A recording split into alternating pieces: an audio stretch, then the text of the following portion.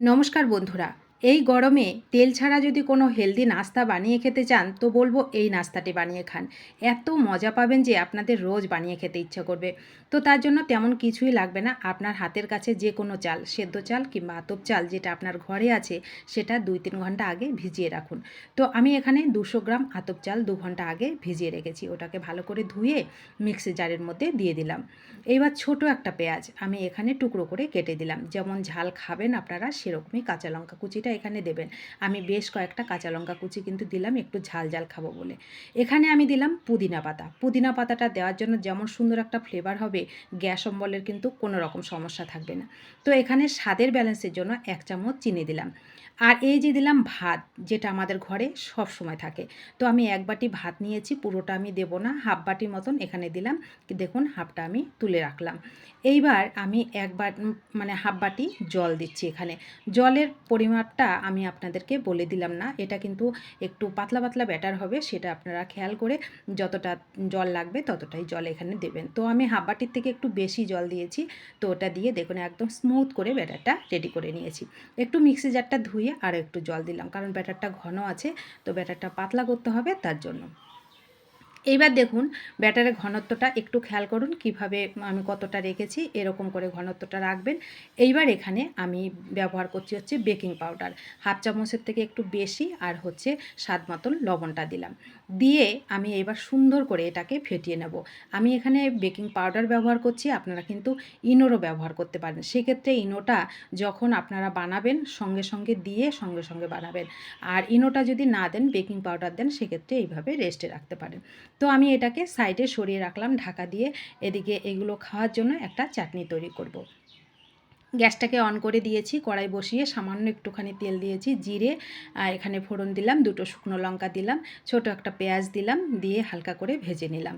একটা মিডিয়াম সাইজের টমেটো টুকরো করে কেটে দিলাম, 2 টুকরো আদা মানে ছোট করে কেটে এখানে দিলাম, আর হচ্ছে ভাজা চিনাবাদাম এখানে দিয়ে দিলাম। এইবার এগুলোকে সুন্দর করে ভেজে নেব। টমেটোটা যেন ভাজা হয়, কাঁচা গন্ধটা যায় আর নরম হয়, সেটা অবশ্যই খেয়াল করবেন। তো দেখুন ভাজাটা হয়ে গেল। এবার এটাকে নামিয়ে ঠান্ডা করে আমি চাটনিটাকে রেডি করে নেব। এইদিকে আমি তাওয়াটাকে বসিয়ে দিলাম, তাওয়াটা গরম হতে থাক। আর এইদিকে যে আমি ব্যাটারটা ঢেকে রেখেছিলাম সেখানে কিন্তু আমি আদা দিতে ভুলে গেছিলাম। তো আদাটাকে আমি গ্রেট করে এখানে দিয়ে দিলাম, দিয়ে ভালো করে মিক্সড করে নিলাম। আপনারা আদাটা কিন্তু যখন পেস্ট করবেন তখনই দেবেন, আমি ভুলে গেছিলাম তার জন্য পরে গ্রেট করে দিলাম। তো এইবার চামচটাকে তুলে নিলাম, তুলে নিয়ে একটা হাতা দিয়ে এইগুলোকে তৈরি করে নেব। এদিকে গ্যাসে যে তাওয়াটা বসিয়ে রেখেছিলাম সেটা দেখুন হাই হিটে কিন্তু গরম হয়ে গেছে। তাওয়াটা অবশ্যই হাই হিটে গরম করে নেবেন। এইবার গ্যাসটাকে একদম মিডিয়াম টু লোতে করে দিয়ে হালকা একটুখানি তেল ব্রাশ করে দেব, তারপরে 1 হাতা করে দেব, দিয়ে এবার সুন্দর করে এইগুলোকে ছড়িয়ে দেব। দেখুন কত সুন্দর ছড়ানো হয়ে যাচ্ছে। আর এইগুলো তৈরি করতে বন্ধুরা বেশি সময় লাগে না। আপনার হাতে যদি 5 থেকে 10 মিনিট সময় থাকে, আপনি খুব সহজে কিন্তু এই হেলদি নাস্তাটা তৈরি করে খেতে পারেন। খেতে অসম্ভব মজার লাগে। আর এই পুদিনা পাতাটা দেওয়ার জন্য খুব সুন্দর একটা ফ্লেভার হয়, খেতেও অসম্ভব মজার। তো দেখুন আমি একে একে সবগুলোকেই তৈরি করে নিচ্ছি, কয়েকটা আপনাদের সঙ্গে দেখিয়ে দিচ্ছি কত সহজে। আমি কিন্তু কোনো রকম আর তেলের ব্যবহার করব না। তুলির মধ্যে যতটা তেল আছে ওই তেলটা দিয়েই আমি তাওয়াটাকে ভালো করে মুছে দেবো, আর 1 হাতা করে দেবো, আর এরকম সুন্দর করে গোল করে দেবো। দেখুন কতটা জালিদার হচ্ছে সব। আর মিনিট খানেকের মতন একটু ঢেকে দেবো। 1 মিনিট ঢেকে দিলে এই যে কাঁচা চালটা ব্যবহার করেছি আমি, কাঁচা চালটা খুব সুন্দর সেদ্ধ হয়, আর খাবারটা খেতেও ভালো লাগে, আর নাস্তাগুলো খুব সুন্দর তৈরি হয়। এগুলো উঠেও যায় কত সুন্দর। দেখুন পেছনের সাইডটা একটু সুন্দর মুচমুচে খাস্তা হয়, আর খেতে দারুণ লাগে কিন্তু বন্ধুরা এই খাবারটা। যারা খেয়েছেন তারা তো জানেন, যারা খাননি তাদেরকে অনুরোধ করব একবার এই গরমে অন্তত একবার এই নাস্তাটা তৈরি করে খেয়ে দেখুন, খুব মজার লাগবে। আর যেই কটা উপকরণ আমি ব্যবহার করেছি সে কটা উপকরণ কিন্তু প্রত্যেকের ঘরে থাকে। তো দেখুন একে একে সমস্ত নাস্তাগুলো কোনো রকম তেল ছাড়া আমি খুব সুন্দরভাবে জালিদার নাস্তাগুলো কিন্তু তৈরি করে নিচ্ছি, যেগুলো দেখলেই জিভে জল এসে যায়। আর খেতে তো অসম্ভব মজার হয় বন্ধুরা। যারা খেয়েছেন আবারও বলছি তারা জানেন, যারা খাননি তাদেরকে আবারও অনুরোধ করছি একবার তৈরি করে খান, দেখবেন অনেক মজা পাবেন। তো দেখুন আমি কয়েকটা করে নিয়েছি, পরেরগুলো তৈরি হচ্ছে আর আমি এগুলোকে দেখিয়ে দিচ্ছি। এগুলো আমি একটু নরম, নরম করেছি। তো তার জন্য দেখুন কতটা সুন্দর জালিদার আর নরম হয়েছে। যদি আপনারা একটু মুচমুচে খেতে চান সেক্ষেত্রে একটু পোড়া, পোড়া করবেন। তাহলে খুব সুন্দর মুচমুচে হবে। তো দেখুন এগুলো কতটা সুন্দর নরম হয়েছে, একদম নরম। যে আমি যে ভাতের ব্যবহারটা করেছি ভাতটা দেওয়ার জন্য কিন্তু এগুলো খুব সুন্দর নরম হয়। আর একটু টাইম মানে আমি মিনিট খানেক রেখেছি, আপনারা যদি আরও একটু বেশি টাইম রাখেন ধরুন ১.৫ থেকে ২ মিনিট রাখেন তাহলে বেশ সুন্দর মুচমুচে হবে, পোড়া, পোড়া হবে। সেক্ষেত্রে স্বাদটা আবার অন্যরকম হবে।